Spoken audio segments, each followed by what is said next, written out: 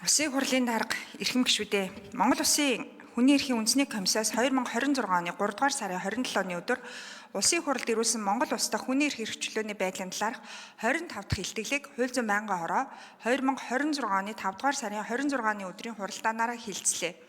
Монгол Улсын их хурлын чуулганы хуралдааны дэгийн тухай хуулийн 115 дугаар зүйлд заасны дагуу хүний хөгжил нийгмийн бодлогын байнгын хороо эрхлэх асуудлынхаа хүрээнд хилцэж холбогдох санал дүгнэлтээ хууль зүйн байнгын хороонд ирүүлсэн. Монгол Улс дахь хүний эрх хэрэгчлөөний байдлын талаар 25 дахь илтгэлийг судалгаа, тайлан, хян шинжилгээ, үнэлгээ, иргэдээс ирүүлсэн гомдол мэдээлэл дүгнэлтэд үндэслэн иргэний эрүүл мэндэ хамгаалуулах, эрүүл мэндийн тусламж үйлчилгээ авах эрхийн хэрэгжилт, шүүх шинжилгээ ба хүний эрх,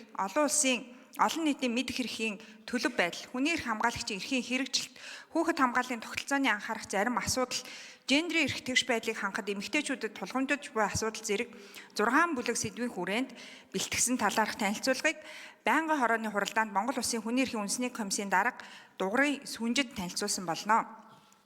Байнгын хорооны хуралдаанаар уг асуудлыг хилцэх үед Улсын их хурлын гишүүн сайн зориг, шүүх шинжилгээ ба хүний эрхийн асуудлын хүрээнд шүүх шинжилгээний байгууллагын албан хаагчдын ажлын байрны нөхцөл байдал, цогц садгалах зориултын тоног төхөөрөмжийн хүрэлцээ, шинжилгээний талаар олон нийтийн мэдэх эрх хангагдаж байгаа эсэх, тогтолцооны хувьд хүүхдийн эрхийг хамгаалах хүрээнд анхаарах асуудлын талаар Улсын их хурлын гишүүн Цэнгүүн яаралтай эмнэлгийн тусламж үйлчилгээний хүртээмжийн хүрээнд Монгол Улсад 2024 онд бүртгэгдсэн аврах боломжтой нас баралтын тоо мэдээллийн талаар Улсын их хурлын гишүүн Баасан Жаргал шүүх шинжилгээний байгууллагын өнөөгийн нөхцөл байдал хүүхэд шүүх шинжилгээнд орж байгаа тохиолдолд тусгай нөхцөл шаардлага тавигддаг бөгөөд нийслэл орон нутгийн хувьд уг шаардлага хэрхэн хангагддаг талаар шүүх шинжилгээний дүгнэлт нотлох баримтын хүрээнд шаардлага хангаж байгаа эсэх, хүүхдийн төлөө орон нутгийн зөвлөлийн үйл ажиллагааны төлөвлөлт, тайлагналт, хяналтад хүүхдийн оролцоог хангаж байгаа эсэх, өмнөх оны Улсын хурлын тогтоолт туссан боловч биелэгдээгүй асуудлуудын талаар тус асуулт асууж хариулт авсан. Байнгын хорооны хуралдаанаар Улсын хурлын гишүүн сайн зориг, шүүх шинжилгээний байгууллагын албан хаагчдын үйл ажиллагаанд шаардлагадах зориултын тоног төхөөрөмжийн шинжилгээг бодлогын түвшинд анхаарах, Монгол Улс дахь хүний эрх хэрэгчлөөний байдлын талаарх илтгэлийг хилцэхэд засгийн газрын гишүүд холбогдох төрийн байгууллагын төлөөлөл хуралдаанд заавал оролцдог байх, хууль тогтоомжийн хэрэгжилтийн тайлан, хүний эрхийн тайлан илтгэлтэй уялдуулж сонсдог болох, Монгол Улсын их хурлын чуулганы хуралдааны дэгийн тухай хуульд илтгэл хилцэх дэгийг наривчлан зохицуулах талаар Улсын их хурлын гишүүн Баасан Жаргал Монгол Улсын ерөнхий сайдын аймаг орон нутгийн удирдлагуудыг томилохдоо хийх гэрээнд хүүхэд хамгааллын асуудлыг тусгаж шалгуур үзүүлэлт боловсруулж оруулах санал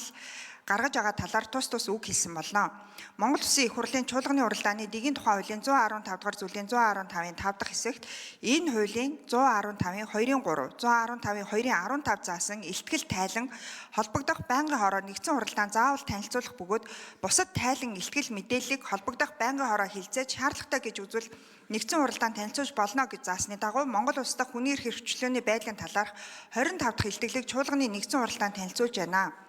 Монгол Улсын их хурлын эрхэм гишүүдээ Монгол Улс дахь хүний эрх хэрэгчлөөний байдлын талаарх хүний эрхийн үндэсний комиссийн 25 дахь илтгэлийг хилцсэн талаарх хууль зүйн байнгын хорооны санал дүгнэлтийг хилцэн шийдвэрлэж өгөхийг та бүхнээсээ хүсье анхаарал тавьсанд баярлалаа.